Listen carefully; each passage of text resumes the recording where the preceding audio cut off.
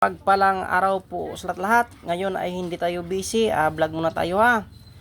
Yan po, Sir Walter, isa pong pulis. Kumuha po ng dalawa nito sa halagang ganyan po. Baka tanongin niyo naman po kung magkano yan. Kaya yan, meron na yung presyo. Ito po ay promo. Hanap po kayo dyan ng kasabay nyo. Kukuha sa akin ng tatlo. Pag meron kasi kayong kasabay, yan po ay promo. Pero pag isa lang po ang kunin, balik po tayo sa regular price. Kaya Sir Walter, isa po itong pulis sa Kamay Nilaan. Yan na po ang promo.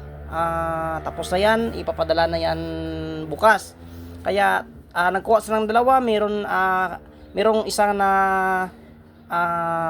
yung nakisabay. Kaya yan tatlo promo. Kaya yan sa mga interesado, sa mga kaibigan nyo po, kung gusto nyo makapromo, yan ay mag-usap-usap kayo dyan. Sabi nyo po, kukuha po kayo kay Kabiboy ng gamit. Yan po ay promo.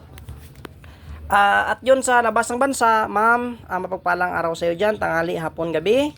Yan, ito na ang iyong bracelet na gumamila silis na mayroon po itong mga mutya at mga dasal sa loob. Kaya malapit na yan matapos. At saka itong isa pa sa kaibigan po natin na parang tanod siguro yon. Pasensya na po sa nag-order sa akin na hindi ko medyo matapos-tapos ang gamit kasi madami po kasi akong ginagawa sa ngayon. Kaya yan, sinisikapan ko talaga yan na matapos po ang mga gamit po na mga ginagawa. Kagaya ngayon yan ay mayroon po nag-order sa atin na isa pong ito. Isa po itong relo. Napakaganda po ito pag natapos ang relo na yan. Kaya abang lang po sa ating mga video sa mga followers po natin, maging subscriber po sa YouTube. Maraming salamat talaga sa lahat po ng tiwala sa aking gamit, Luzon, Visayas, Mindanao at saka sa labas po ng bansa. Ito po ay kinuha na po ito ni Sir Ronald po.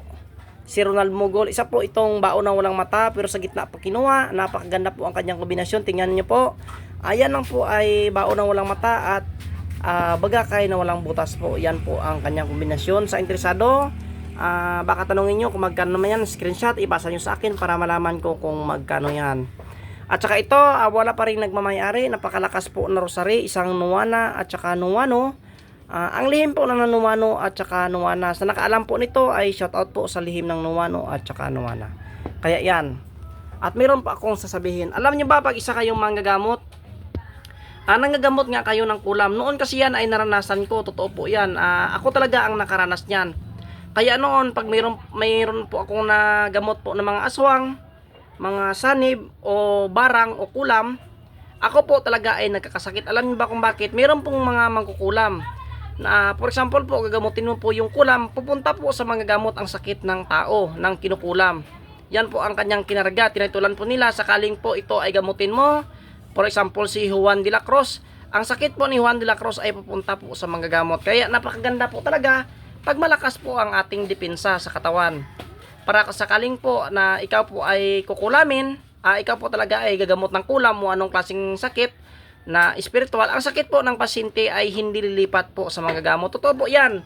Marami po manggagamot, alam po nila yan na pag sila po ay makagamot po ng mayroong sakit po, material man kung spiritual yan, yan po talaga ay pumupunta sa mga gamot. Kaya yan, ang panangga na yan, subok po yan dahil yan, kahit ito lang po ang aking panangga na dala minsan. O yan, napakalakas po yan talaga na panangga sa totoo. Yan po talaga ay mga gamit nyo sa gamutan, sa pangkalahatan, swerte sa negosyo at swerte sa pamumuhay. Kaya yan, sa interesado ng mga promo yan, napakagandang promo, tingnan nyo, napakarami. Yan, at meron pang ginagawa, yan. Mga promo yan, pero yan, boy silipin mo na, baka silipin pa ng iba kung ang kinakarga dyan. Kaya yan, mga basag-basag po yan ng mga bulalakaw, yan, binasag po ng mga bulalakaw yan. Napakaganda po yan ng mga karga. Ito po ay santo ara o bato ara.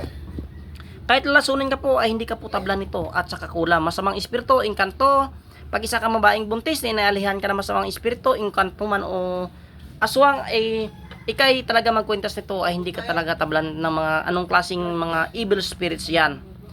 Yan, napakaganda pong gamit yan at subok.